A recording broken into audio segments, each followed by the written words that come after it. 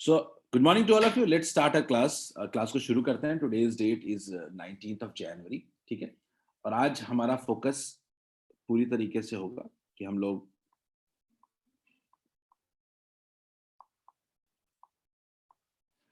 आज टॉपिक को शुरू करें. ठीक है. हम लोग टॉपिक को आज शुरू करेंगे. Optical instruments. पहला जो टॉपिक इसमें आने वाला है वो है माइक्रोस्कोप. मुझे लगता है बच्चों माइक्रोस्कोप जब शब्द सुनते होगे तो आपके दिमाग में कुछ तो चीज आती होगी.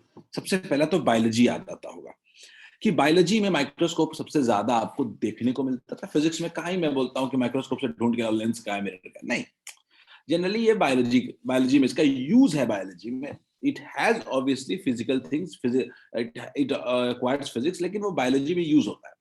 तो माइक्रोस्कोप का बेसिकली डेफिनेशन क्या होगा? तो microscope is an instrument that is used to see objects that are too small to be seen by the naked eye. जो हम अपने नॉर्मल आई से देख सकते हैं उसके लिए माइक्रोस्कोप की क्या जरूरत है? कोई जरूरत नहीं है. तो हम लोग इसमें वही चीजें देखते हैं जो हमारे नेकेड आई से नहीं देख सकते हैं. लेकिन अगर मैं आपको एक अलग टर्म से बताऊं तो किसको देखते हैं? तो माइक्रोस्कोपिक ऑर्गेनिजम्स को हम लोग देखने के लिए यूज करते हैं. माइक्रोस्कोपिक का मतलब इसका साइज जो है वो 10 to the power -6 -7 के रेंज में लाई करता है. तो माइक्रोस्कोप का बेसिकली डेफिनेशन मुझे लगता है सबको आता है. और एक बार डेफिनेशन के साथ हम लोग पूरी प्रोसेस में स्टेप बाय स्टेप चलेंगे हम लोग. तो एक बार आप डेफिनेशन को लिख लीजिए आप. ठीक है. हम लोग पूरी तरह नोट्स बनाते चलेंगे. ठीक है. अब इसका मकसद क्या है? तो aims to magnify the image of microscope. इसका मकसद क्या है? इमेज को मैग्नीफाई करना. एक ही मकसद है इसका, बड़ा दिखाना इमेज को. ठीक है. जल्दी से इसका डेफिनेशन लिख लीजिए और इसका मकसद लिख लीजिए. इसका डेफिनेशन और इसका मकसद, पर्पस.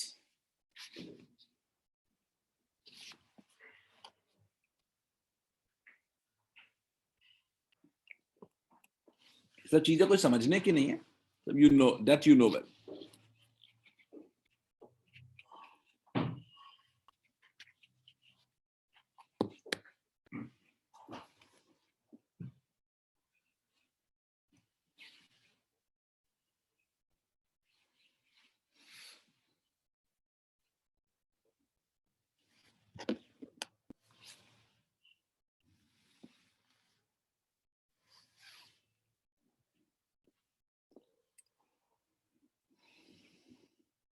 जल्दी लिख लें definition, then we move.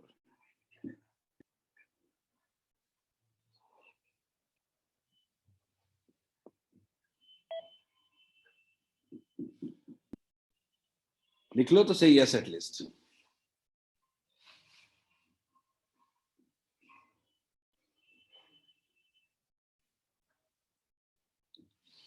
So that we can move it. Good.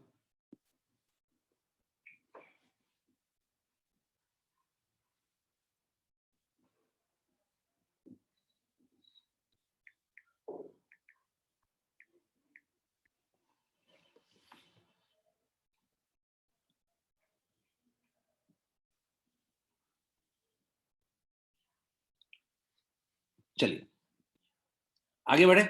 तो हम लोग, आपको मैंने अभी तक बताया कि एक सिंपल माइक्रोस्कोप क्या होता है. अब मैं आपको कुछ टाइप्स ऑफ माइक्रोस्कोप की तरफ लेके जाता हूं. भले हमारे सिलेबस में सब कुछ डिटेल में नहीं पढ़ना है, लेकिन कुछ टाइप्स ऑफ माइक्रोस्कोप अपने को जानना चाहिए. इसमें दो तो आपके दिमाग में रहता है. एक होता है सिंपल माइक्रोस्कोप. सिंपल माइक्रोस्कोप के बारे में अगर समझो तो ये कुछ नहीं है. सिंपल अगर आप देखो तो ये मैग्नीफाइंग ग्लास है. वो ग्लास लेके नहीं देखते हैं, पामिस्ट नहीं देखते हैं. ठीक है सिद्धांत, मेरे नाम से नहीं, मैं खुद ही ज्वाइन किया हूं. जस्ट देखना चाहता था मेरा लैग हो रहा है कि नहीं हो रहा है. ठीक है. वीडियो तो मैं थोड़ा देर बच्चे रहूंगा, कोई दिक्कत नहीं. ठीक है. तो खैर, तो सिंपल माइक्रोस्कोप की बात करते हैं. सिंपल माइक्रोस्कोप को अगर देखोगे तो सिंपल कुछ नहीं होता, मैग्नीफाइंग ग्लास होता है. वो पामिस्ट नहीं देखते हैं हाथ को, हाथ की रेखाएं देखने के लिए. ठीक है. तो ये सिंपल माइक्रोस्कोप है. Compound microscope, simple microscope basically क्या है? Just a magnifying glass. ठीक है. अगर मैं बात करूं कंपाउंड माइक्रोस्कोप की, ठीक है, कंपाउंड माइक्रोस्कोप सबसे ज्यादा इंडस्ट्रियल यूज का माइक्रोस्कोप है बेसिकली. ठीक है. ये बेसिकली दो लेंसेज को यूज करता है टू मैग्नीफाई द इमेज. ठीक है. यानी दो लेंसेज को यूज करता है कि टोटल मैग्निफिकेशन जिससे क्या हो जाती है? बढ़ जाती है. ठीक है. दो हो गया. तीसरा चौथा पांचवा ये जो माइक्रोस्कोप है बहुत ज्यादा हम लोग को नहीं पढ़ना डिटेल में. और तीसरा जो है वो स्टीरियो माइक्रोस्कोप है।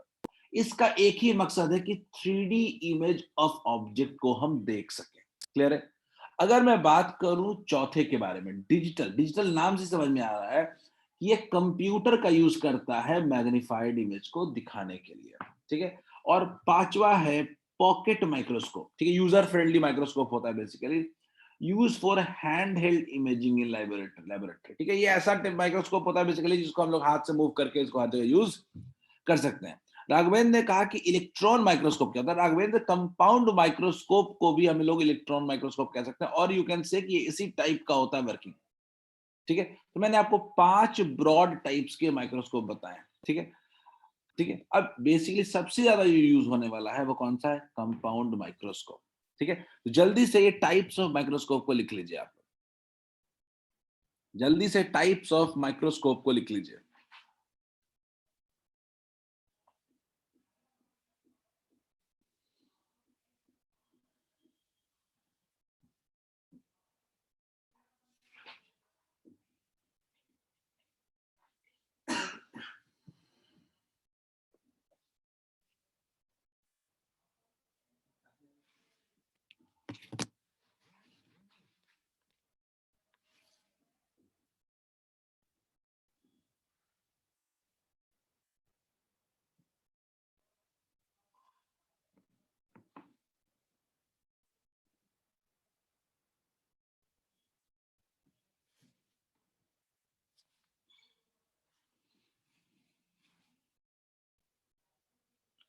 जल्दी नोट कर लें, लिख लें तो एटलीस्ट से यस।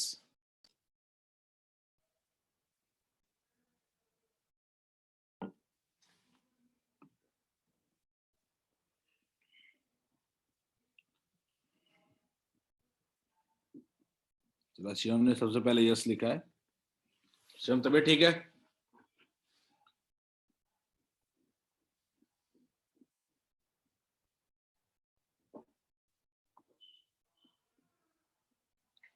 बढ़िया।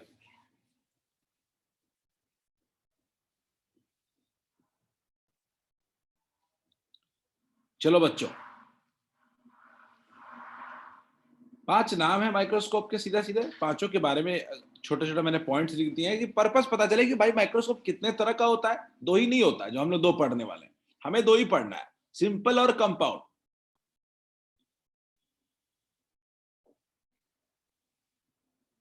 चलो बच्चों, अब हम आगे बढ़ते हैं सिंपल माइक्रोस्कोप।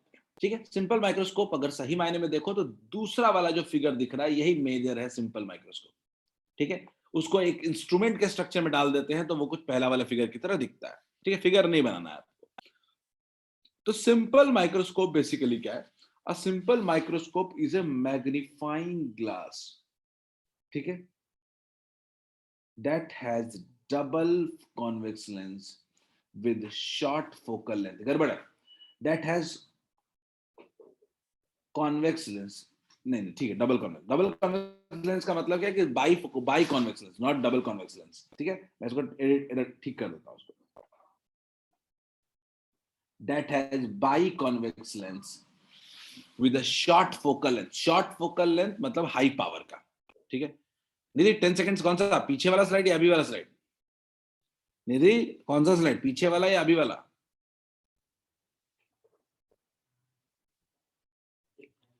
जल्दी सब लोग सिंपल माइक्रोस्कोप लिखें। सिंपल माइक्रोस्कोप का डेफिनेशन जल्दी से लिख लो। Simple microscope is a magnifying glass that has by convex lens with short focal length. Basically मैंने क्या बोला? सिंपल माइक्रोस्कोप बेसिकली क्या है? सिंगल कॉन्वेक्स लेंस है और कुछ नहीं है। ठीक है? जिससे हम लोग चीजों को देखते हैं।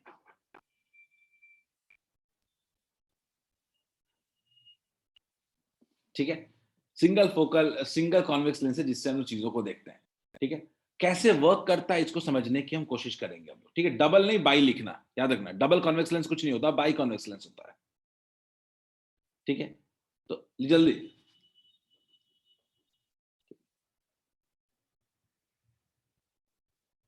सिद्धांत ने एक पॉइंट बोला है, सर मैग्नीफाइंग ग्लास से सनलाइट से पेपर में आग लगा सकते हैं। बिल्कुल बढ़िया, आग लगा सकते हैं। Try again, try this at home.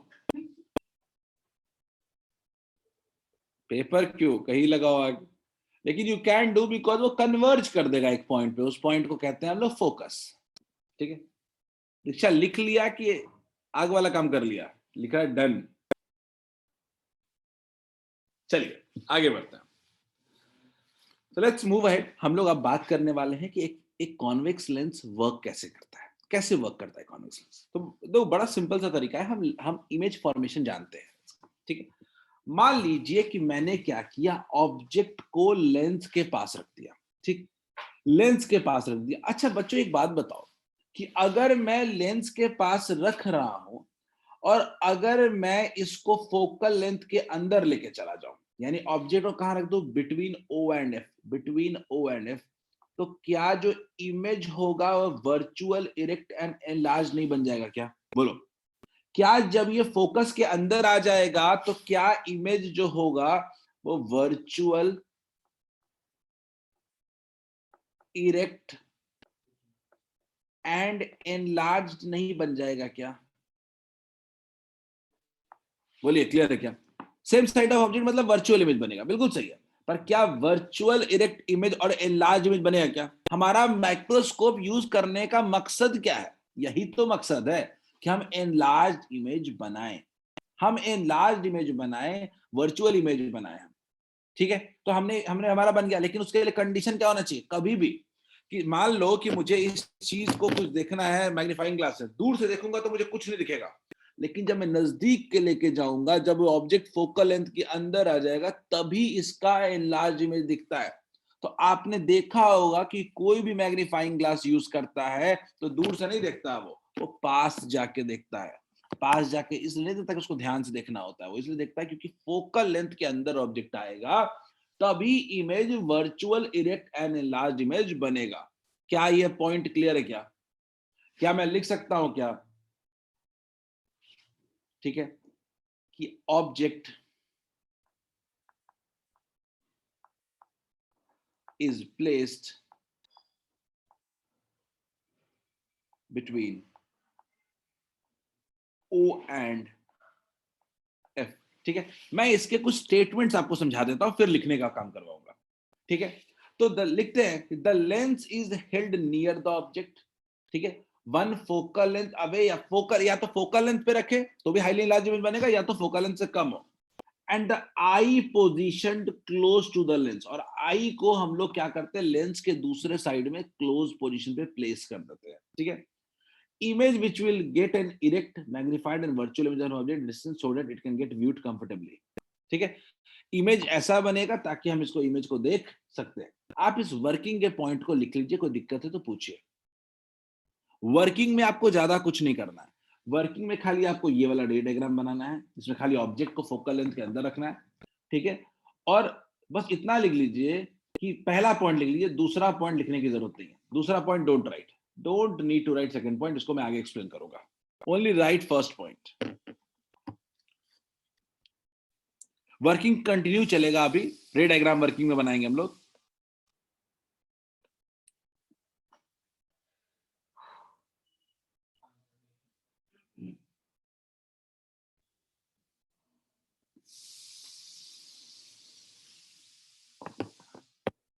और आई होप ये सबको समझ में आ रहा होगा। मतलब हमने कहा कि लेंस को करीब लेके जाएंगे, ओ और एफ के बीच में आएगा, इमेज वर्चुअल बनेगा, इलाज बनेगा। लेकिन एक और बात याद रखिएगा, ये सिंपल माइक्रोस्कोप है, ये 10 से ज्यादा मैग्निफिकेशन प्रोड्यूस कर पाना इसके लिए बहुत मुश्किल है। बहुत ज्यादा मैग्नीफाई करेगा तो 10 करेगा, 15 करेगा मैग्निफिकेशन, 10 टाइम्स 15 टाइम्स करेगा, इससे ज्यादा मैग्नीफाई ये नहीं कर सकता। ठीक है, अब माइक्रोस्कोपिक ऑब्जेक्ट को अगर आप 10-5 मैग्नीफाई करोगे तो क्या कोई फायदा है क्या, दिखेगा क्या आपको? नहीं, इसीलिए इसका यूज बहुत ज्यादा हम लोग नहीं कर सकते माइक्रो ऑर्गेनिजम्स के लिए।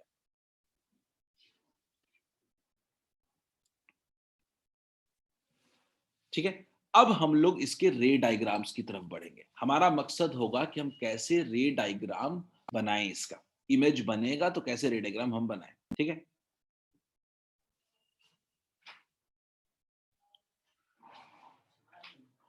आई होप रे डायग्राम तो आप बना ही लोगे। रे डायग्राम में कहानी मान लिखने की जरूरत नहीं है, खाली सीधा सीधा रे डायग्राम बनाना है आपको। रे डायग्राम बनाना है और देखते हैं कैसे बनेगा। ठीक है,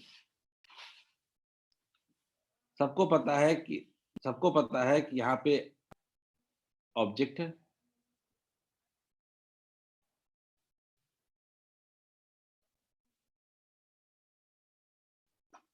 ठीक,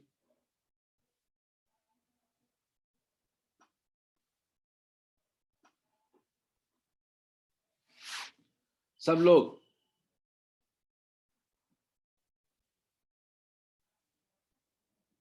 खुद से रे डायग्राम बनाओ। ये रे डायग्राम बनाने के लिए मेरे हेल्प की जरूरत नहीं है आपको।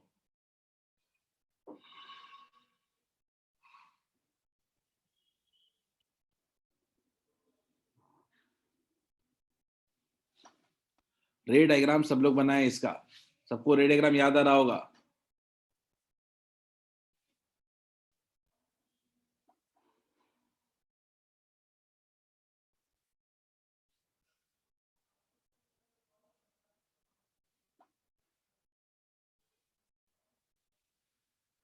अब ये दोनों लाइट रेस कहां जाके मिलेंगे? दोनों लाइट रेस जाके कहीं पीछे जाके मिलेंगे।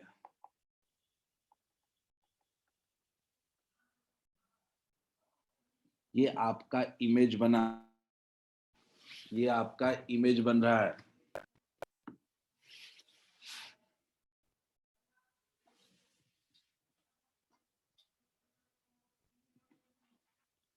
गौर से देखिए,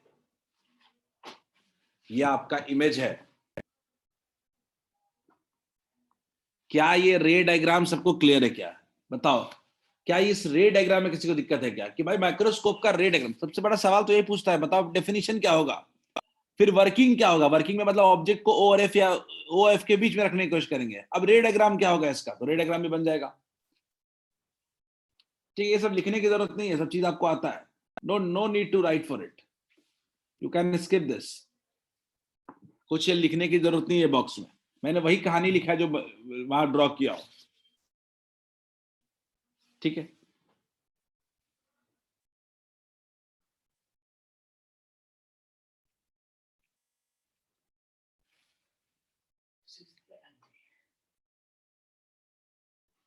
कि अगर सब लोग रे डायग्राम बना लो, जस्ट नोट डाउन कि यहीं से प्रॉब्लम शुरू होगी, यहीं से सोचना शुरू करना है। क्योंकि आपको बड़ा सिंपल लग रहा है कि image virtual erect and large image बन गया, पर क्या कैसा भी वर्चुअल इमेज बन जाए हम देख लेंगे क्या?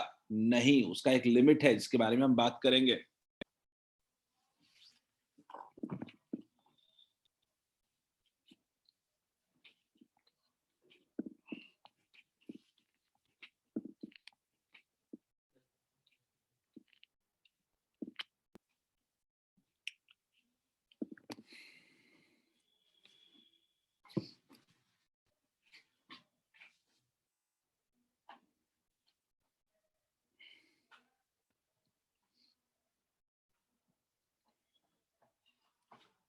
आगे बढ़े बच्चों। लास्ट पॉइंट नहीं लिखना था निधि, छोड़ दो लास्ट पॉइंट। लास्ट पॉइंट छोड़ने के मैंने बोला था। Don't note this down. ये सब समझाऊंगा, रिपीट होता जाएगा ये बार बार। ठीक है, रिपीट होगा। मेरा अगला जो पॉइंट है, जो मेन मुद्दा है हमारा इस पूरे टॉपिक को पढ़ने का, ये रे डायग्राम नहीं है, ये नहीं है। हमें इसके कंडीशंस को समझना होगा सिंपल माइक्रोस्कोप का। तो आप बच्चों ये सोचो कि मान लो लेंस से इमेज भले जैसा भी बन रहा हो, हमको दिखेगा कि नहीं, ये इंपॉर्टेंट है। लेंस इमेज कहीं बना दे क्या फायदा? तो हमको इमेज दिखे इसके लिए हम क्या रखते हैं, हम ह्यूमन आई को यहां रखते हैं, ठीक लेंस के पीछे। कभी भी माइक्रोस्कोप यूज करो तो आंख आपका लेंस के जस्ट पास में हम लोग रखते हैं, आईपीस के पास में। अब हमने अपने आई को रख दिया वहां पे। अब मेरे आई का तो एक लिमिट है ना। मेरे आई का लिमिट क्या है कि मेरे आई से आपको 25 सेंटीमीटर, इसको कहते हैं least distance of distinct vision, 10th में पढ़ा होगा कि मिनिमम 25 सेंटीमीटर से लेकर के आप इंफिनिटी तक देख सकते हो। यानी आपके आई से रेंज क्या है? क्या आपके ह्यूमन आई का एक रेंज नहीं है क्या? आपके ह्यूमन आई का रेंज क्या है कि आपका इमेज जो बनना चाहिए आपके पास, वो कितना दूरी से बनना चाहिए? 25 सेंटीमीटर से लेके इंफिनिटी तक बनना चाहिए। तो मैं अगर बोलूंगा कि ह्यूमन आई, या मैं सिंपल सी बात करूं, a normal human I, a normal human I,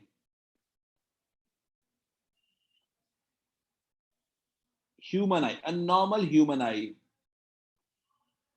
has far point as infinity, as infinity and near point at 25 centimetre, इसको और हम लोग नाम देते हैं least distance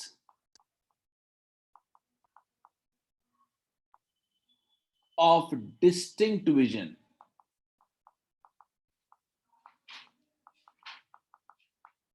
least distance of distinct vision, समझो बात को सारा खेल यहीं पे। मैंने बोला कि इमेज लेंस कहीं बनाए लेकिन हमारे लिए वो यूजफुल नहीं है। हमारे लिए यूजफुल तभी है जब इमेज जो है वो 25 सेंटीमीटर से लेकर के इंफिनिटी तक बने।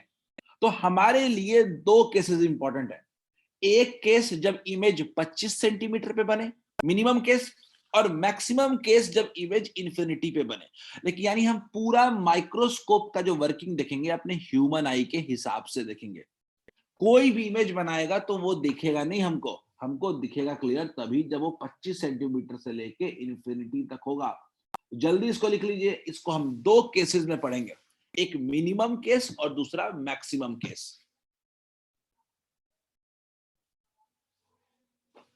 ठीक है, हम लोग इस पूरे माइक्रोस्कोप की वर्किंग को दो पार्ट में लेके जाएंगे, एक लोएस्ट डिस्टेंस और एक मैक्सिमम डिस्टेंस।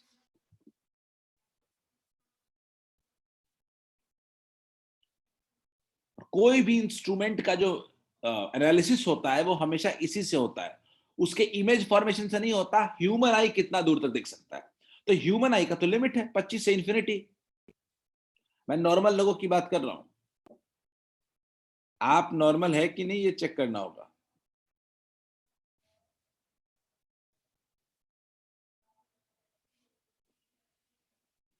बस मैं आपको अगेन कह रहा हूं कि इन पॉइंट्स को नहीं लिखें, ये मैं जो बता रहा हूं ओरली वही समझाने की कोशिश कर रहा हूं। लास्ट वर्ड है distinct vision, Nidhi, vision, least distance of distinct vision 25 centimetre होता है नॉर्मल ह्यूमन आई के लिए।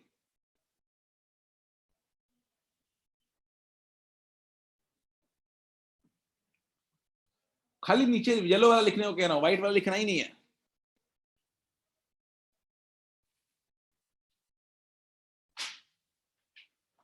चलो बच्चों, हमारा फोकस बहुत क्लियर होगा अब यहाँ पे।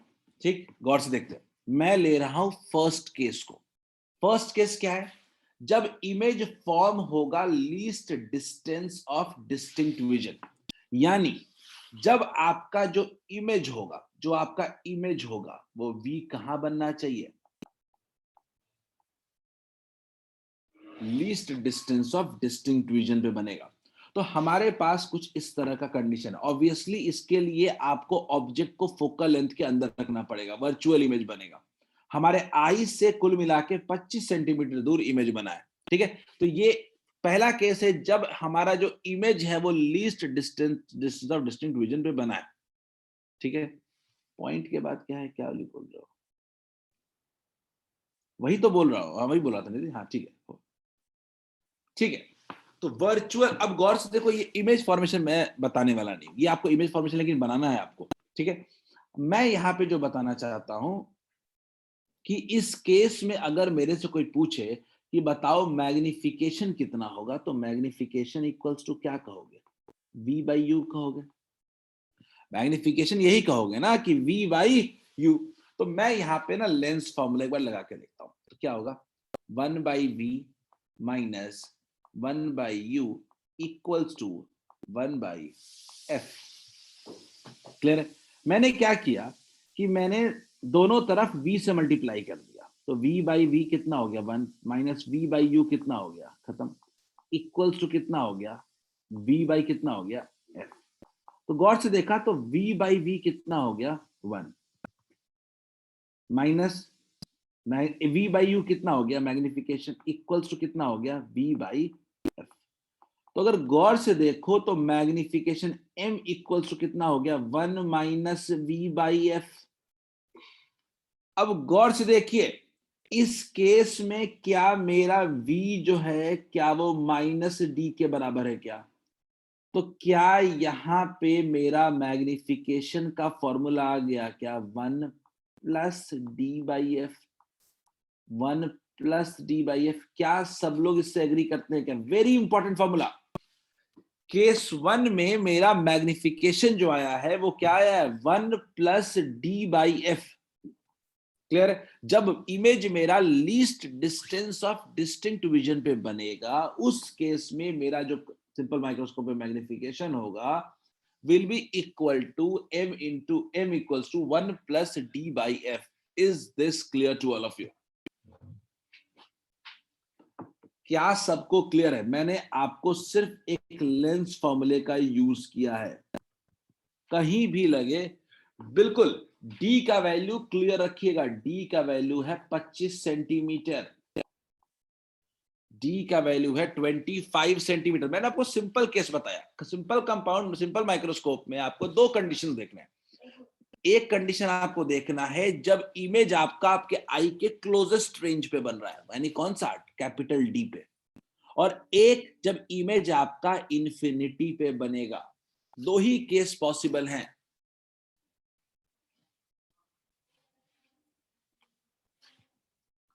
आपको किसी भी इंस्ट्रूमेंट को इमेजिन करने का तरीका देखना पड़ेगा। इमेजिन करने का तरीका है with respect to your human आई।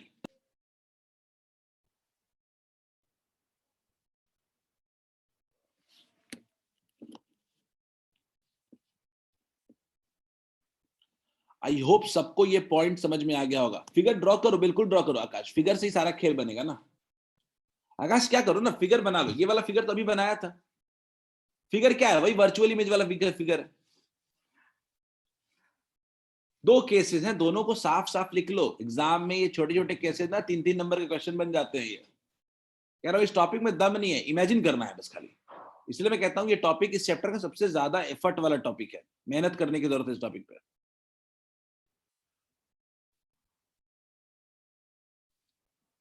इसलिए दो क्लास जो है इसको ध्यान से देख लो, एक बार समझ जाओगे फिर कभी गलती नहीं होगी, पूरे नंबर में मिल जाएंगे। पहला केस है ये।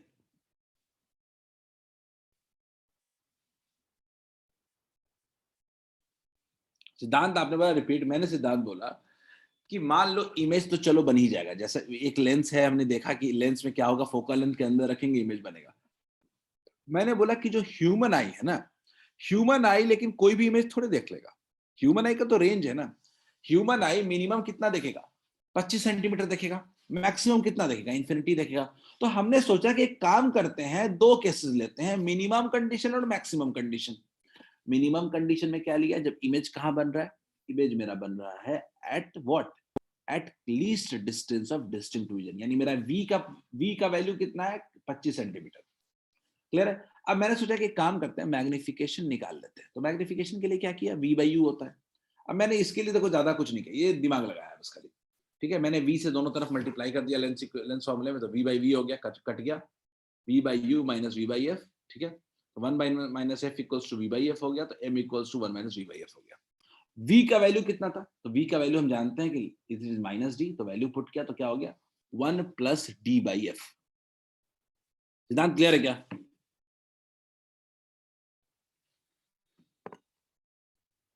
सबको याद रहेगा कि अगर मेरा इमेज अगर बन रहा है least distance of distinct vision पे, तो उस वक्त मेरा मैग्निफिकेशन होगा 1 प्लस डी बाई एफ। ठीक है, 1 प्लस डी बाई एफ। हाँ निधि, बोले निधि। सर तो इन्फिनिटी के लिए सीधे ये नहीं कर सकते, डी के जगह पे इन्फिनिटी पुट कर दे? नहीं, उसके लिए आते हैं, उसके लिए आते हैं, सर शायद कुछ आते आते हैं उसके डी के लिए सर वो इन्फिनिटी। बोलिए। सर ऊपर वाले स्लाइड एक बार कीजिए ना। ये सर वहाँ पे वो जो सेकंड लाइन है, हैज फार पॉइंट एज, वो इन फ्रंट है क्या, वो पूछ रहे थे। एज हैज इंफिनिटी फार लिखा है। Point, infinity, infinity far point क्या होता है, इंफिनिटी होता है ना। यस सर हो गया, ह्यूमन आई का फार पॉइंट क्या होता है, इंफिनिटी। ठीक यस है, सर। ओजस्वी डी डिस्टिंक्ट विजन नहीं होता, ओजस्वी ओजस्वी ओजस्वी डी होता है 25 centimetre least distance of distinct vision. मतलब किसी भी ह्यूमन आई का ये रेंज होता है, मिनिमम डिस्टेंस देखो 25 सेंटीमीटर से करीब कोई भी चीज को देखने जाओगे ना, तो आपके आंखों पे कॉन्ट्रैक्शन होता है, आपके आंखों पे क्या होता है, लोड पड़ता है। ठीक है, तो इसलिए कहते हैं कि ह्यूमन आई क्लियर इमेज जो बनाता है वो मिनिमम 25 सेंटीमीटर पे ही बनाता है, उससे कम पे नहीं बनाता है। ठीक है, तो आई थिंक ये पहला केस सबको समझ में आ गया होगा। अभी तक का जो कंक्लूजन रहा कि जब image least distance of distinct vision पे बनेगा तो हमारा मैग्निफिकेशन का जो फॉर्मूला होगा 1 प्लस d/f होगा। क्लियर है? आगे बढ़ते हैं हम लोग बच्चों। हम लोग अपने केस 2 पे बढ़ते हैं कि अगर इमेज इंफिनिटी पे बनेगा। बच्चों क्लियर है क्या सबको कि इस बार ऑब्जेक्ट कहां रखना पड़ेगा? अगर इमेज को इंफिनिटी पे बनना है तो क्या ऑब्जेक्ट को फोकस पे नहीं रखना पड़ेगा क्या? अगर हमको इस केस में अगर इमेज को इंफिनिटी बनाना है तो object must be at focus. Object must be at focus. किसी को कोई डाउट है क्या इसमें?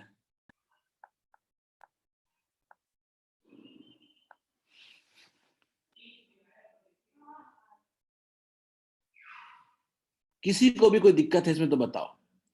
ऑब्जेक्ट जो होना चाहिए वो कहां होना चाहिए? फोकस पे होना चाहिए। अगर क्लियर है तो सब लोग रेड डायग्राम बना लो, कोई दिक्कत नहीं है ना इसमें। दो ही केस हो सकता है ना। करीब देखो, आप इमेज बना रहे हो, फोकस से फोकस के अंदर रखना है, तो फोकस पे जब जाओगे तो इमेज क्या बन जाएगा? इनफाइनाइट इमेज बनेगा। ठीक है,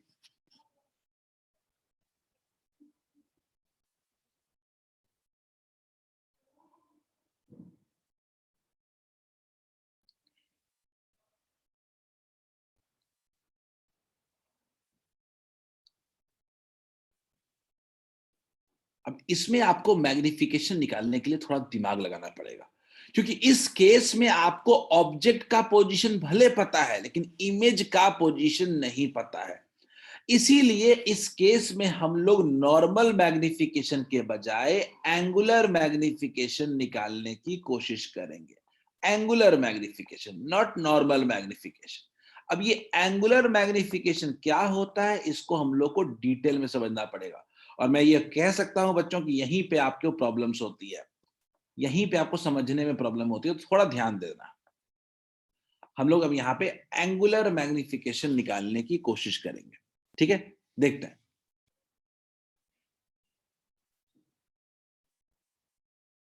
ठीक है, मैं आपको एंगुलर मैग्निफिकेशन का पहले बता देता हूं होता क्या है। ठीक है, तो लिखते हैं हम लोग, it is the angle subtended by image, angle subtended by image at O, या एट लेंस भी कह सकते हैं, at human eye, at human eye, human eye. ठीक है, divided by angle subtended by object when kept at least distance of distinct vision।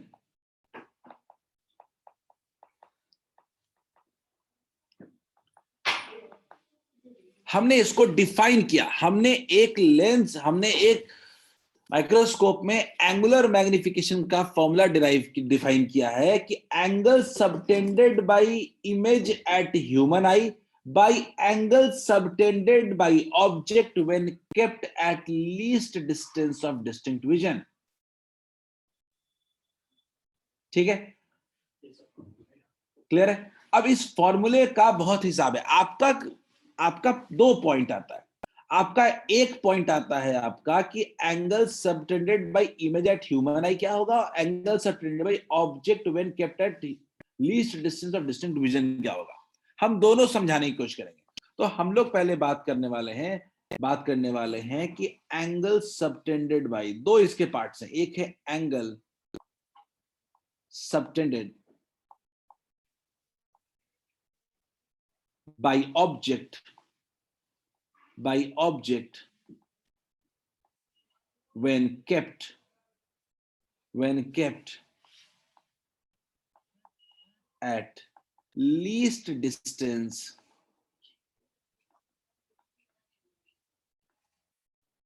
of distinct vision. सोचो बच्चों, इस फिगर को देखो जो बगल में बना हुआ है, इस फिगर को देखो। हमने क्या किया कि एक ऑब्जेक्ट को हमने कुछ रख दिया, डी डिस्टेंस पे रख दिया, ठीक है। अब ऑब्जेक्ट का मान लो कि हाइट कितना है, एचओ। तो अगर इस केस में जो एंगल सबटेंड हो रहा है, हम लोग उसको क्या कह सकते हैं, हम लोग मान लेते हैं कि ये क्या है, ये है अल्फा। इसीलिए इसको कहते हैं हम लोग बीटा बाई अल्फा। तो हमने क्या नाम दे दिया इसको, अल्फा। तो अगर इस फिगर को अगर गौर से देखो आप लोग, तो क्या आप कह सकते हो क्या कि tan अल्फा, इस ट्रायंगल में देखोगे तो tan alpha equals to perpendicular by base होगा। तो क्या कह सकते हो, एचओ बाई डी कह सकते हो क्या? बोलिए बच्चों, क्या आप यहां पे कह सकते हैं क्या कि tan अल्फा इक्वल्स टू क्या होगा, perpendicular by base. D 25 centimetre ही हर जगह डी, कभी कैपिटल डी लिख रहा हूं मतलब 25 सेंटीमीटर है। अब as angles are very small, क्योंकि एंगल बहुत छोटे होते हैं, as angles are very small, तो tan अल्फा को क्या लिख सकते हो, अल्फा इक्वल्स टू क्या लिख सकते हैं आप लोग, एचओ बाई डी। बोलिए क्लियर है क्या, एचओ बाई डी। यही हमारा है पहला पार्ट। अल्फा और बीटा दो चीजें निकालनी है। हमने सबसे पहले डिनोमिनेटर वाला पार्ट यानी अल्फा निकाल लिया। याद करो, देखो गौर से, हमने मैग्निफिकेशन का फॉर्मूला क्या बताया, angle subtended by image at human eye divided by angle subtended by object. Object का angle subtended when it is kept at least distance of distinct vision, यानी जब 25 सेंटीमीटर दूर रख देंगे उस वक्त कितना उसका एंगल सबटेंडेड होगा। ये थोड़ा सोचने का है पॉइंट, थोड़ा ध्यान दो इसको, ठीक। मैंने आपको दो चीजें निकालने को कही है, एक निकालने को कहा है ऑब्जेक्ट का, दूसरा कहा है इमेज का। अभी हम ऑब्जेक्ट का निकाल रहे हैं। आप बस फिगर बनाओ और जो लिखो, ठीक है, पूरी कहानी नहीं भी लिखोगे चलेगा, या लिख लो, पूरी कहानी लिख सकते हो यहाँ पे। यही सोचने वाला पार्ट है, यही एक नया चीज आता है। ऑब्जेक्ट कैसे एंगल सबटेंड करेगा, तो हमने माना है कि ऑब्जेक्ट मान लो least distance of distinct region पे है, उस वक्त जो ऑब्जेक्ट कितना एंगल सबटेंड करेगा।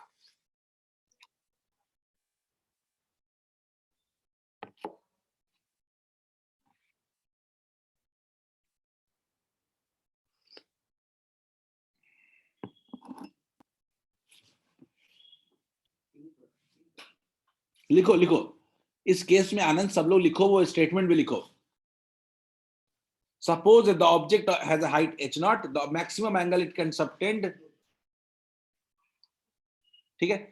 ऑब्जेक्ट जो है ना वो कैपिटल डी से करीब तो लाके रख नहीं सकते हो, तो मैक्सिमम एंगल जो सबटेंड कर सकता है वो कितना है, अल्फा।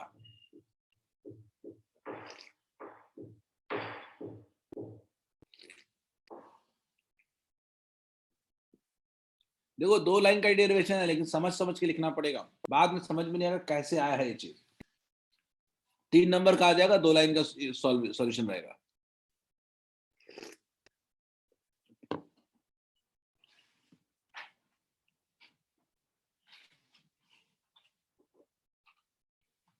हमने आपको अल्फा बताया है, बीटा इमेज वाला अभी तक नहीं आया। बोले निधि,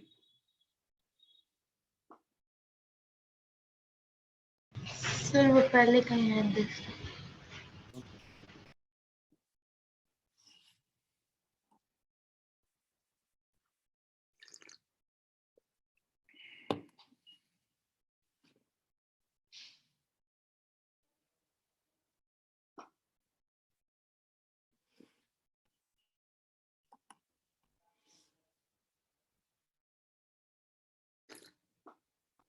इसको एक तरीके से ऐसे भी कह सकते हो, it is the maximum angle that an object can subtend at human eye. Maximum angle जो एक ऑब्जेक्ट सबटेंड कर सकता है ह्यूमन आई पे, वो ये है।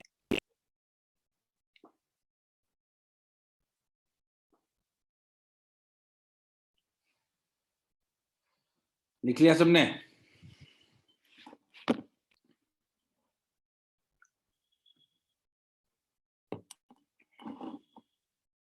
आदर्श आ रहा है समझ में?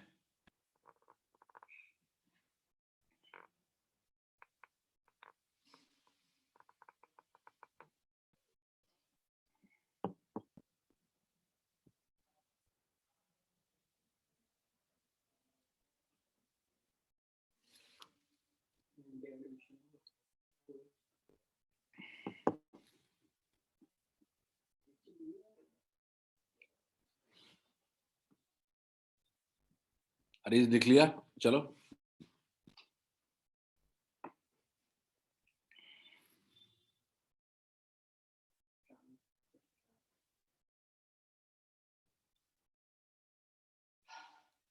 आपके मन में जो सवाल उठ रहा होगा कि सर ऑब्जेक्ट का तो एंगल निकाल लिया, पर इमेज कितना एंगल सबटेंड कर रहा है ह्यूमन आई पे।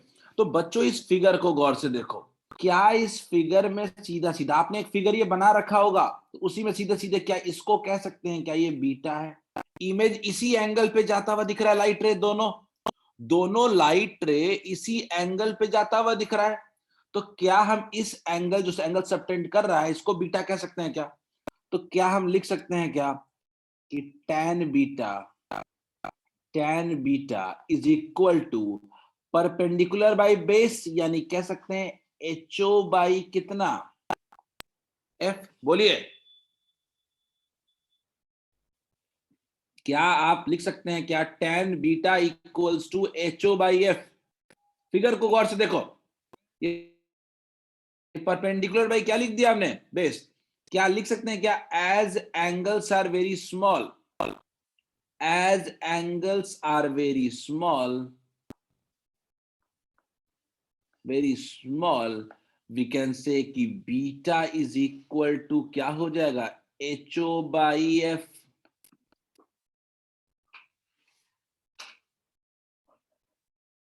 दीक्षा, मैंने बोला ये बीटा है क्या, पहले इस फिगर को गौर से देखो। बीटा है एंगल सबटेंडेड बाय इमेज, जो इमेज एंगल सबटेंड करेगा। अब आप गौर से देखो, इस फिगर में गौर से देखो, इमेज कितने एंगल पे दिख रहा है आपको, पूरा का पूरा जो इमेज बनता हुआ दिख रहा है आपको, वो किस एंगल पे दिख रहा है। क्या इमेज हमारा एक सर्टेन एंगल पे सबटेंडेड नहीं दिख रहा है क्या, इस एंगल पे। क्या इस एंगल को हम लोग सीधे सीधे बीटा नहीं कह सकते क्या दीदी। तो क्या इस एंगल को हम लोग बीटा कह देंगे, तो क्या tan बीटा इक्वल्स टू क्या हो गया, HO बाई F नहीं लिख सकते हैं क्या। तो अब मेरे पास एंगुलर मैग्निफिकेशन का जो फॉर्मूला था वो क्या था, beta by alpha, beta by alpha. अब बीटा का वैल्यू कितना है, HO बाई F, और अल्फा का वैल्यू कितना है, गौर से देखिए ऊपर में HO बाई D। क्या ये फॉर्मूला D बाई F आ रहा है क्या मैग्निफिकेशन का फॉर्मूला D बाई F आ रहा है क्या। Is this clear to all of you. Magnification के दो फॉर्मूले होंगे, एक मिनिमम केस पे, एक मैक्सिमम केस पे। मिनिमम केस क्या कहता है, मिनिमम केस कहता है कि इमेज आपका least distance of distinct vision पे होगा, उस वक्त मैग्निफिकेशन होगा 1 प्लस डी बाई एफ। और दूसरा होगा आपका इंफिनिटी पे, उसका होगा डी बाई एफ। तो कहां मैग्निफिकेशन ज्यादा है, इमेज कहां बनेगा तो मैग्निफिकेशन ज्यादा होगा, बोलो।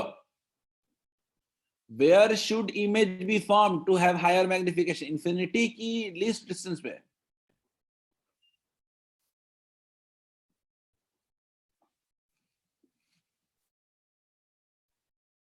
ठीक है, बिल्कुल सही है। लीस्ट डिस्टेंस पे फॉर्मूला है 1 प्लस डी बाई एफ, और इंफिनिटी पे बन रहा है D by F. Obviously least distance वाला ठीक होगा, बेटर होगा।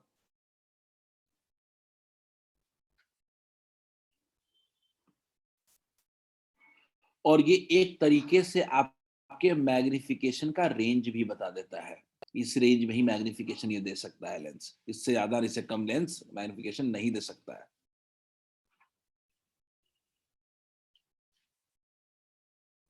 आई होप ये सबको क्लियर होगा।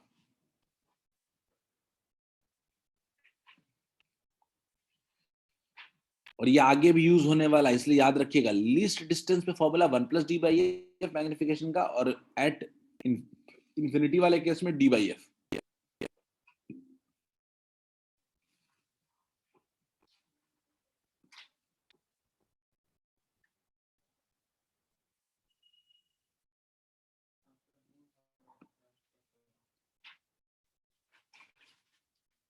पहला वाला मैग्निफिकेशन में इतना मेहनत नहीं है, लीस्ट डिस्टेंस वाला खाली 1 बाई लेंस फॉर्मूले से निकल जाएगा, दूसरे वाले में मेहनत है। जब आपको ऑब्जेक्ट का अलग देखना पड़ेगा, विजुअलाइज करना पड़ेगा कि ऑब्जेक्ट का कैसे एंगल देखेंगे। ऑब्जेक्ट को अगर कैपिटल डी डिस्टेंस पे रख देंगे तो वो कितना एंगल सबटेंड करेगा, दैट इज कॉल्ड अल्फा। ठीक है, हाँ आएंगे सिद्धांत उस पे, वहां भी यूज करेंगे हम लोग बाई कन्वेक्स। आई होप सबको फाइनल मैग्निफिकेशन का फॉर्मूला समझ में आ गया होगा। इसके दो पार्ट हैं, एक है ऑब्जेक्ट वाला पार्ट है, दूसरा इमेज वाला पार्ट है, और तीसरा फाइनल मैग्निफिकेशन है।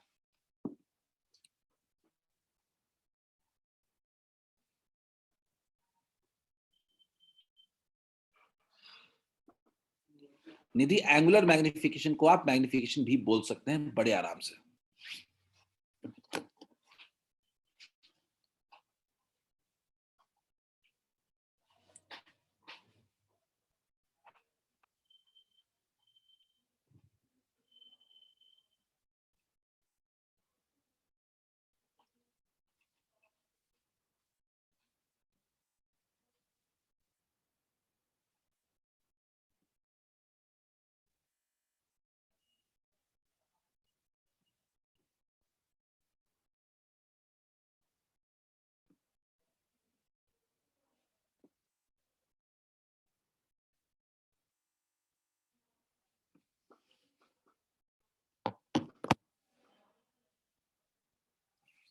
आई होप सबने लिख लिया होगा। सिंपल मैग्निफिकेशन का दो ही पॉइंट है, at D capital least distance of distinct vision पे इमेज जब बनेगा उस वक्त मैग्निफिकेशन होगा 1 + d/f। इन्फिनिटी पे इमेज बनेगा तो बनेगा d/f।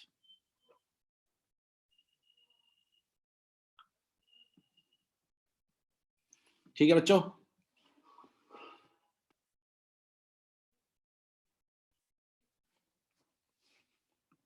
आई होप सबने लिख लिया होगा। अब हम लोग लास्ट टॉपिक सिंपल माइक्रोस्कोप में आते हैं, वो है uses of simple microscope. Microscope का यूज क्या होता है। ठीक, अब माइक्रोस्कोप का यूज तो आपको एक्चुअली पता है, लेकिन सबसे पहला जो यूज हम लिखते हैं बोलते हैं it is used in pedology. ठीक है, basically study of soil particle, soil के पार्टिकल्स के स्टडी में सबसे ज्यादा इसका यूज होता है। ठीक है, it is also used by dermatologist to find various skin diseases. ठीक है, डर्मेटोलॉजिस्ट भी इसको यूज करते हैं to find various skin diseases, skin में इन्फेक्शंस वगैरह जब आते हैं तब उस वक्त इसको यूज करते हैं। ठीक है, it is used in microbiology to study samples of algae fungi. ये जो वो यूज है जो आप सबसे ज्यादा जानते हो, बायोलॉजी लैब में इसका यूज सबसे ज्यादा होता है। ठीक है, it is used by jewellers to get magnified view of fine parts of jewellery. अब ये मुझे आइडिया नहीं था कि अब ज्वेलर्स भी माइक्रोस्कोप से काम करते हैं। ज्वेलर्स यूज करते होंगे, सिंपल माइक्रोस्कोप तो यूज करते हैं, मैग्नीफाइंग ग्लास तो यूज करते हैं कम से कम, मैग्नीफाइंग ग्लास तो यूज होता होगा, ज्वेलर भी यूज करते हैं। ठीक है, तो ये 4 बेसिक यूज है सिंपल माइक्रोस्कोप का। एग्जाम में 1-2 नंबर का आएगा, लिख लो इसको अच्छे से।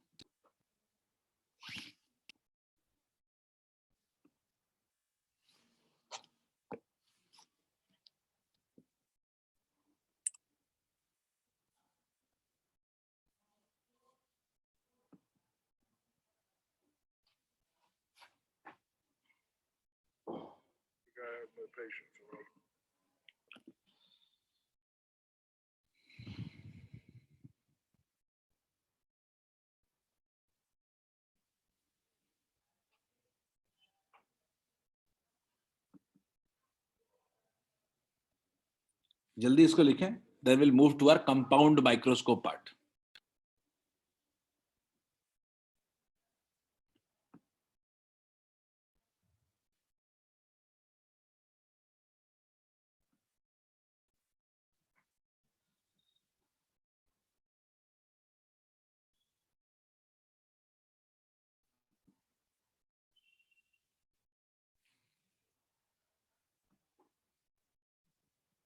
राघवेंद्र, आप खुद सोचो कि एक सिंपल माइक्रोस्कोप से हम एटम्स को क्यों नहीं देख सकते। सिंपल माइक्रोस्कोप का मैग्निफिकेशन कितना हो सकता है मैक्सिमम, अंदाजा लगाओ। 25 सेंटीमीटर आपका डी है, फोकल लेंथ अब कितना कम रखोगे, 1 सेंटीमीटर, 25 टाइम्स मैग्निफिकेशन मिलेगा। तो आप 25 टाइम्स मैग्निफिकेशन मिलेगा आपको, मैं 25 टाइम्स मैग्निफिकेशन मिलेगा तो 25 टाइम्स साइज होने से क्या एटम दिख जाएगा क्या? एक ही रीजन है उसका, वो पावर कम है इसका, सॉरी फोकल लेंथ का, इसका मैग्निफिकेशन कम है, और कोई इसका रीजन नहीं है।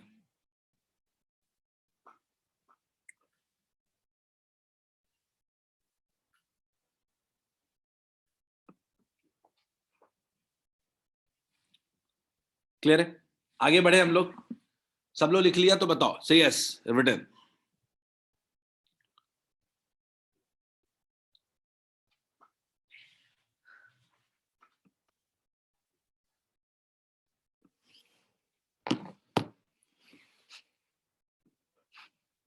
ग्रेट बच्चों, अब हम लोग बात करने वाले हैं कंपाउंड माइक्रोस्कोप। जब बच्चों हम कंपाउंड माइक्रोस्कोप की बात करते हैं तो सबसे पहला सवाल उठता है कि जब सिंपल था तो कंपाउंड क्यों? ठीक है, बड़ा सिंपल रीजन है कि सिंपल माइक्रोस्कोप की जो मैग्निफिकेशन थी वो 10, 15, 25 इतना तक ही जा सकता था, लेकिन हमें मैग्निफिकेशन जब बहुत छोटे ऑब्जेक्ट्स को देखना पड़ता है तो हमें मैग्निफिकेशन 100 टाइम्स 1000 टाइम्स तक लेके जाना पड़ता है। उस केस में कौन मदद करेगा? उस केस में मदद करेगा हमारा कंपाउंड माइक्रोस्कोप। ठीक है, अब कंपाउंड माइक्रोस्कोप क्या करता है, कैसे काम करता है? वो एक नहीं दो लेंसेज यूज कर लेता है, और दो लेंसेज से क्या बनाता है? वो इमेज को क्या कर देता है? और मैग्नीफाई कर देता है। ठीक है, तो compound microscope is an upright microscope that uses two sets of lenses, ठीक है, टू ऑब्टेन हायर मैग्निफिकेशन। मैं अगर इसके लिए आपको एक सिंपल प्रिंसिपल इसका बोलूं, एक सिंपल प्रिंसिपल बोलूं अगर, ये किस प्रिंसिपल पे काम करता है, इसका एक ही प्रिंसिपल है कि अगर एक से ज्यादा लेंसेज यूज करेंगे तो जो टोटल मैग्निफिकेशन होगा वो क्या होगा? m1 into m2 into m3, यानी मैग्निफिकेशन सबके क्या हो जाते हैं? मल्टीप्लाई हो जाते हैं। टोटल अगर एक से ज्यादा लेंस यूज करोगे तो total magnification will be equals to, total magnification equals to m into m1 into m2। यही इसका प्रिंसिपल है एक्चुअली। अगर दो लेंस यूज करेंगे तो मैग्निफिकेशन क्या हो जाएगा? मल्टीप्लाई हो जाएगा। मान लो पहले लेंस का मैग्निफिकेशन 20 है, दूसरे का 25 है, तो 20 इंटू 25 कितना हो जाएगा? 500 हो जाएगा। क्लियर है? यही इसका लॉजिक है इस कंपाउंड माइक्रोस्कोप का, एक से ज्यादा लेंस यूज करने का। Is it clear to all of you? लिख लो डेफिनेशन जल्दी से।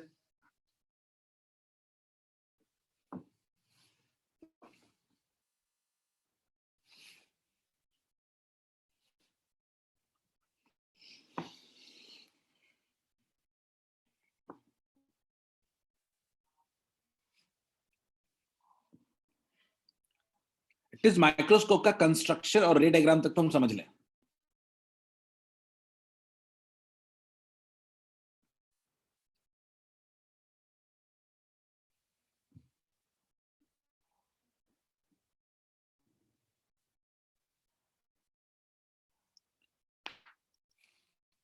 अरे लिख लिया होगा ये तो। कंपाउंड माइक्रोस्कोप का डेफिनेशन पहले लिखो। Simple lens consisting of simple microscope consisting of two lenses to provide higher magnification। सीधा डेफिनेशन है इसका। अब बच्चों अगर इसका हमें कंस्ट्रक्शन करना होगा तो सिंपल सी बात करते हैं। कंस्ट्रक्शन करने के लिए हमको दो लेंसेज चाहिए होते हैं। ठीक, दो लेंसेज में एक लेंस चाहिए जिसका फोकल लेंथ क्या हो? स्मॉल हो। जिसका फोकल लेंथ क्या हो? स्मॉल हो। और एक चाहिए जिसका फोकल लेंथ क्या हो? लार्ज हो। क्लियर है? Focal length small, focal length large, और दोनों को एक सर्टेन डिस्टेंस पे हमको रख देना होता है, जिसका कंट्रोल हमारे पास होता है कि उस डिस्टेंस को हम लोग चेंज कर सकते हैं। ठीक है, क्योंकि ट्यूनिंग हम करते हैं। गौर से देखो तो माइक्रोस्कोप कभी भी देखते हो तो उसकी ट्यूनिंग करते हैं। ट्यूनिंग क्या करते हैं? दोनों लेंस के बीच के डिस्टेंस को हम लोग बढ़ा करते हैं। बिल्कुल कर सकते हैं निधि, कर सकते हैं। 3 क्या 4 भी यूज कर सकते हैं मैग्निफिकेशन बढ़ाने के लिए। ठीक है, लेकिन नॉर्मल माइक्रोस्कोप में दो ही होते हैं। ठीक है, कंपाउंड माइक्रोस्कोप।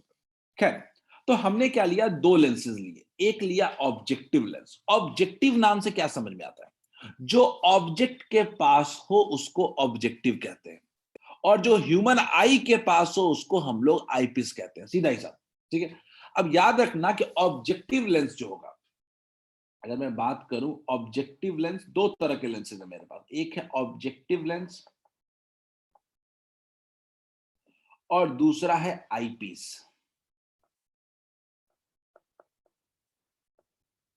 ठीक है, अब ऑब्जेक्टिव लेंस क्या होता है? Near the object. इसके बारे में अगर लिखना होगा तो मैं क्या लिखूंगा? Near the object. और आईपीस के बारे में बात करूं तो कह सकते हैं near the eye, near to eye, near to eye. अगर ऑब्जेक्टिव लेंस की बात करूं तो इमेज जो होगा वो क्या बनेगा, इमेज कह रहा हूं, ये क्या होगा, ये इसका ये क्या होगा, फोकल लेंथ क्या होगा, स्मॉलर होगा, smaller focal length, smaller focal length.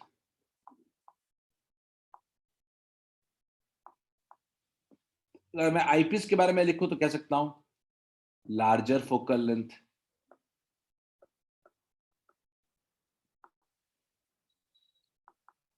Clear है? तो ऑब्जेक्टिव और आईपीस दोनों क्या होता है मैंने आपको बता दिया। दो लेंसेज लेते हैं, इसमें दो लेंस होंगे, एक ऑब्जेक्ट के पास होगा उधर साइड से और एक हमारे पास होगा, वो कौन सा है, बड़ा वाला होगा लेंस। क्लियर है? जल्दी इसको लिख लीजिए। और ये आपको दिख जाएगा, ये आपको उस माइक्रोस्कोप पे दिख जाएगा कि नीचे वाला लेंस छोटा है और ऊपर वाला लेंस जो हमारे आंखों के पास है वो लेंस बड़ा है।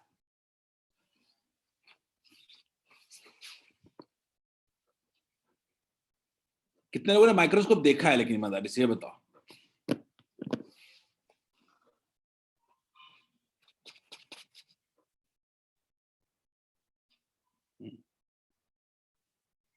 बढ़िया।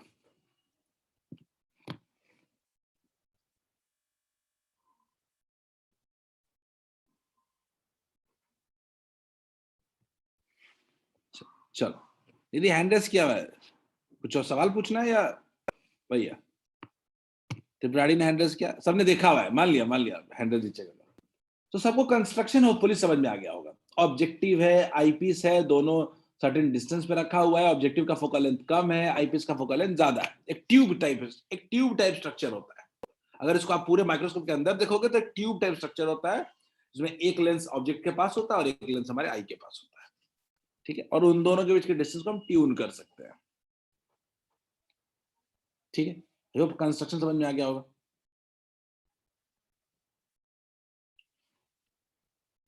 मैं आगे बढ़ता हूं।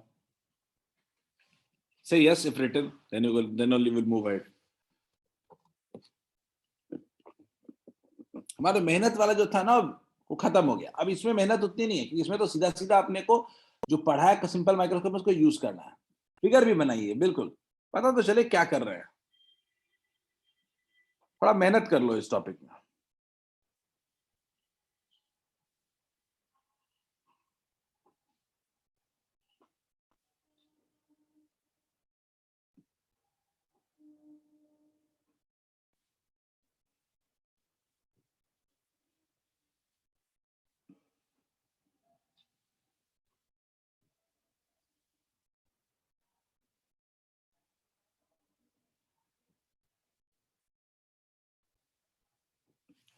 हो गया, लेट्स गो अहेड, आगे बढ़ते हैं। अब आते हैं बच्चों हम लोग इसके वर्किंग पे। ठीक है? वर्किंग में अगर मैं बात करूं तो हमारा मकसद क्या है? ठीक है? दोनों में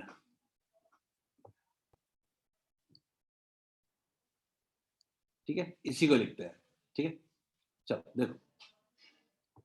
ठीक है, एक्चुअली मैंने कुछ ज्यादा ही लिख दिया है इसमें। ठीक है, तो इसको बच सकते हैं।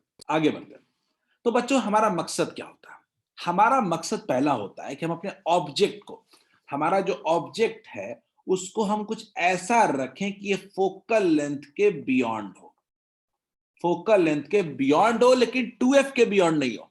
क्यों? क्योंकि आपको इमेज को बड़ा करना है, तो आपको अपने ऑब्जेक्ट को फोकल लेंथ और f और 2f के बीच में रखना चाहिए, यानी f के थोड़ा सा पीछे रखना चाहिए ऑब्जेक्ट को। आप मान लीजिए रख दो, यानी थोड़ा दूर रखना है पर इतना दूर नहीं रखना है। क्लियर है? तो आपने क्या किया कि आपने फोकल लेंथ के बियॉन्ड ऑब्जेक्ट को रख दिया। ठीक, अब आप रखोगे तो आपको भी पता है, रफ रे डायग्राम बनाओगे तो आपको भी पता है कि आपको एक रियल एंड इन्वर्टेड इमेज बनेगा। आपको एक रियल एंड इन्वर्टेड इमेज बनेगा। क्लियर है क्या? अब ये जो रियल इन्वर्टेड इमेज बनेगा ये मैग्नीफाइड होगा क्योंकि इमेज का साइज ऑब्जेक्ट से बड़ा होगा।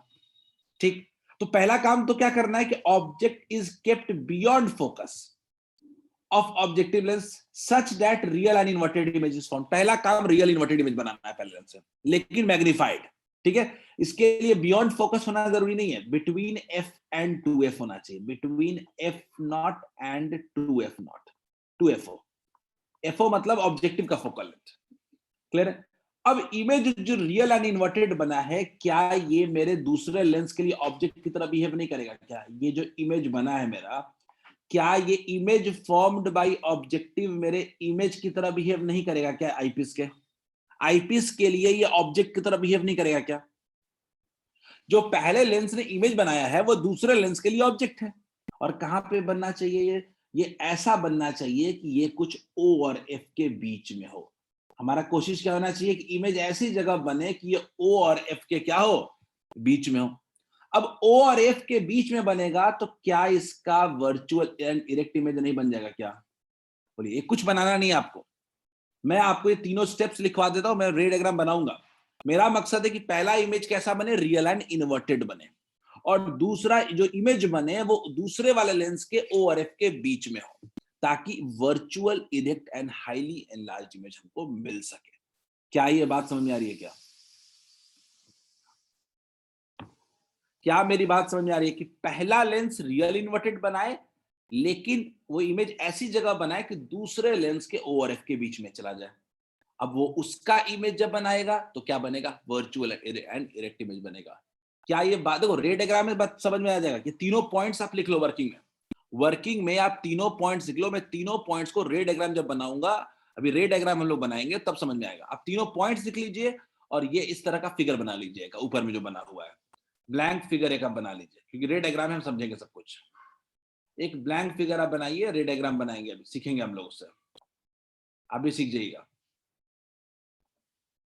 रे डायग्राम तक आज हम लोग जाएंगे, हम लोग रे डायग्राम आज पूरा बना लेंगे, बहुत सिंपल है, मजा आएगा। मैं वो कह रहा हूं ये 3 पॉइंट है, पहला के फोकस के बियॉन्ड रखेंगे ताकि रियल इमेज बने, वो रियल इमेज दूसरे के लिए भी ऑब्जेक्ट होगा, वो ऑब्जेक्ट का वर्चुअल इमेज बना देगा।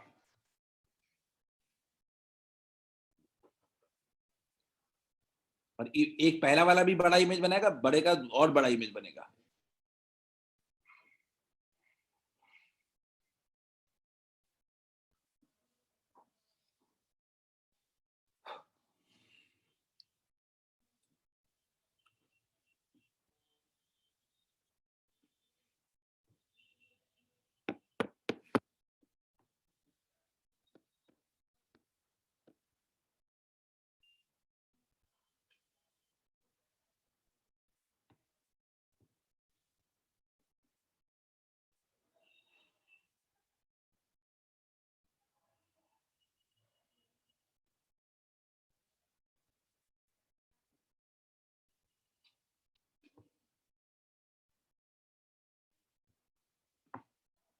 एक सवाल आशीष ने पूछा है कि सर ऑब्जेक्ट को ओ और एफ के बीच में आईपीस के लेंस के पास, नहीं आईपीस के लेंस के बीच में थोड़े रखोगे आशीष ऑब्जेक्ट को,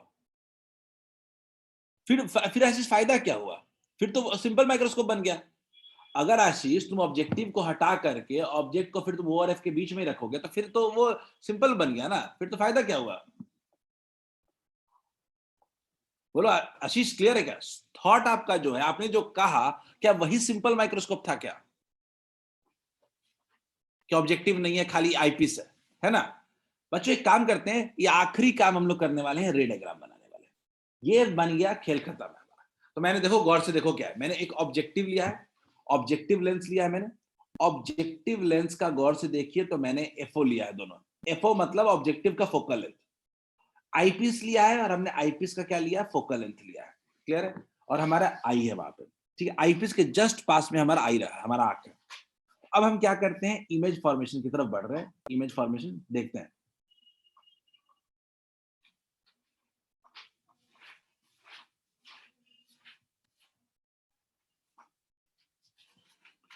ठीक है, मान लीजिए हमने लाइट रे को इंसिडेंट किया, लाइट रे को इंसिडेंट किया, लाइट रे किधर जाएगा देखो,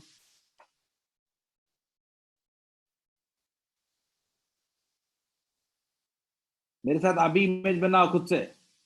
nothing that you don't know, आपको इमेज बनाना है, आपको इमेज बनाना है यहाँ पे।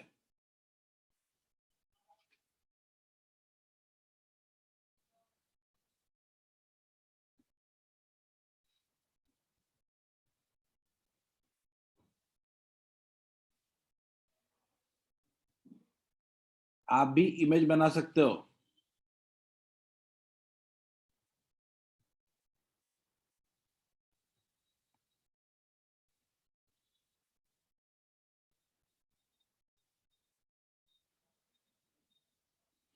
गौर से देखो, आपका इमेज जो बन रहा है इस केस में, क्या आपका इमेज जो बन रहा है,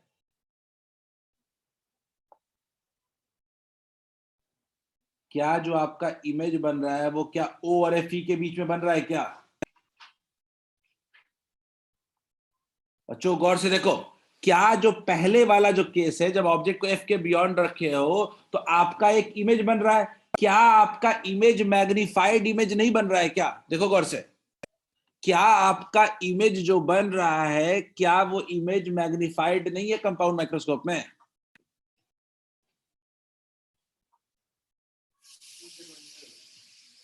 क्या फर्स्ट डायग्राम स्टेप क्लियर है क्या?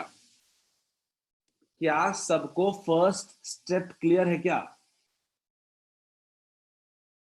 पहला लेंस जो होगा वो इमेज कहां बनाएगा? वो एफओ के बियॉन्ड है, ऑब्वियसली इमेज लार्ज इमेज बनेगा। हमने कहा कि इमेज ऐसा बने खाली कि ये दूसरे आईपीस के लेंस फोकल लेंथ के अंदर बने इमेज। क्लियर है? सब लोग बना लोगे इसको? जल्दी बनाओ सब लोग बनाओ इसको। पहला रे डायग्राम आपका कुछ इसी तरह का बनना है जो मैंने बनाया हुआ यहां पर।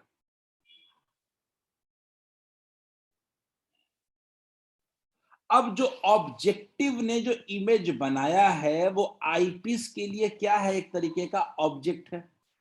अब आईपीस के लिए ऑब्जेक्ट है तो आप क्या लोगे? अब ऑब्जेक्ट से क्या लेते हैं? लाइट रे लेते हैं हम लोग।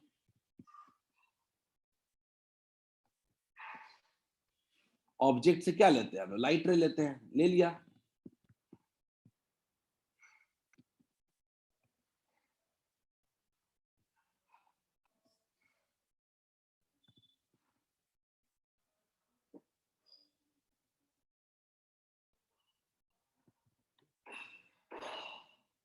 अब इसको आप ऑब्जेक्ट मान लो।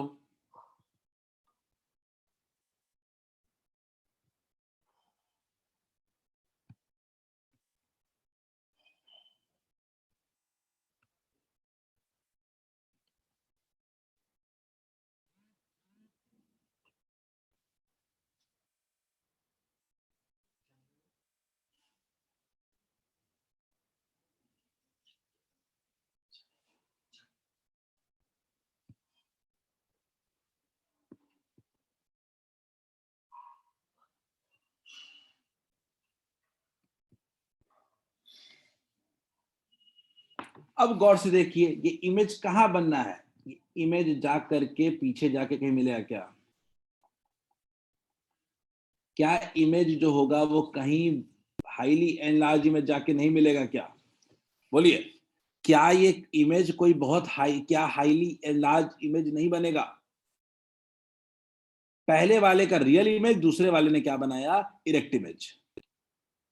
क्लियर है? तो फाइनली क्या हाईली मैग्नीफाइड इमेज नहीं मिला क्या? ये मेरा ऑब्जेक्ट था और ये मेरा फाइनल इमेज है। क्या ये हाईली मैग्नीफाइड इमेज नहीं मिला है क्या हमको? बोलिए बच्चों, क्या सबको समझ में आया? 2 स्टेप का रे डायग्राम है, 2 स्टेप रे डायग्राम। हम अगले दिन इसके आगे बात करेंगे, मैग्निफिकेशन कैसे निकालेंगे, क्या क्या कंडीशंस होंगे इसकी बात। यही टॉपिक है जो सबसे इंपॉर्टेंट है कंपाउंड माइक्रोस्कोप। आप इमेज फॉर्मेशन और रे डायग्राम बनाना सीख के आओगे। अगले दिन आप कंपाउंड माइक्रोस्कोप का कैसे रे डायग्राम बनाते हैं ये सीख के आओगे। अगले दिन हम इसी टॉपिक से कंटिन्यू करेंगे और खत्म भी करेंगे। कल will complete the chapter. Image कभी ऑब्जेक्ट के पीछे जा सकता है क्या? इमेज कभी क्यों नहीं जा सकता? बिल्कुल जा सकता है निधि। इन्फिनिटी तक भी इमेज जा सकता है, कोई लेना देना नहीं है। ऑब्जेक्ट और इमेज के डिस्टेंस के बीच में कोई लेना देना नहीं है। Is it clear? अगर मान लीजिए निधि, मैं एग्जांपल देता हूं कि मान लीजिए जो इमेज पहले वाले ने बनाया है वो दूसरे वाले के एफई पे बना दिया होता, तो इमेज कहां बनता? इन्फिनिटी पे नहीं बनता। पहले वाला, हम चाहते हैं कि पहले वाला जो इमेज बना है वो उसके एफई के अंदर हो। एफई पे अगर इमेज बन जाता तो क्या हो जाता? इन्फिनिटी पे बन जाता। सारे केसेस पॉसिबल है और वो हम पढ़ेंगे, वो केस भी हम वो केस भी देखेंगे। फिर से 2 केसेस लेंगे, एक इन्फिनिटी पे और एक least distance of distinct vision पे। Will meet in next class with this. अगले क्लास में मिलेंगे तो यही टॉपिक पढ़ेंगे। That's it for today. आज के लिए इतना ही। लेकिन हाँ कंपाउंड माइक्रोस्कोप को लास्ट में जो पढ़ाया उसको एक बार देख के आना अगले दिन, इट वुड बी इजी। ठीक है बच्चों, चलो have a nice day, let's end the session for today.